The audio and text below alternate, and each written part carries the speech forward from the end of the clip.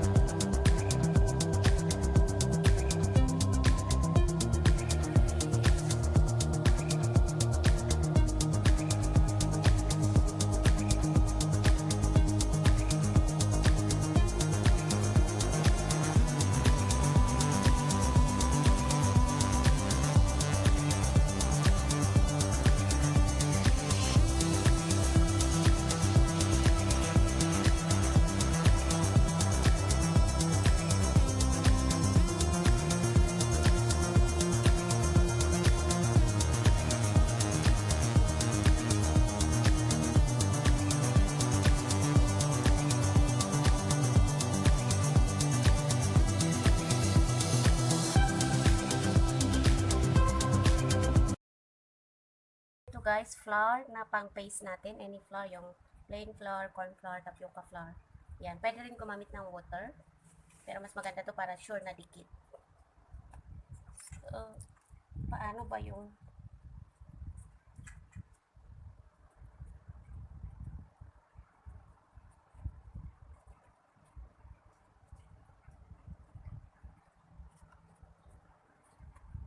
silong natin siya muna sa sides.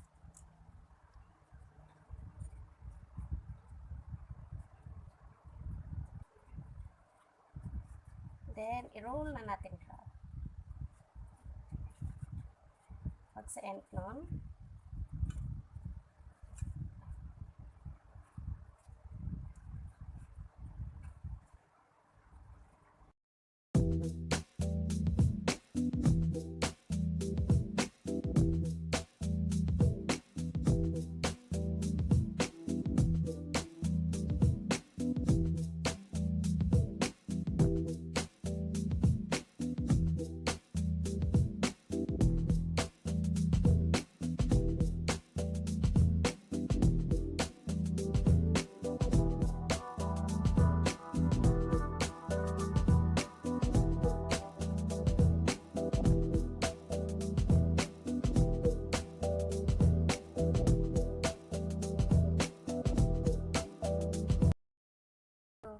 ito na guys, yung kabuuan ng ating Shanghai.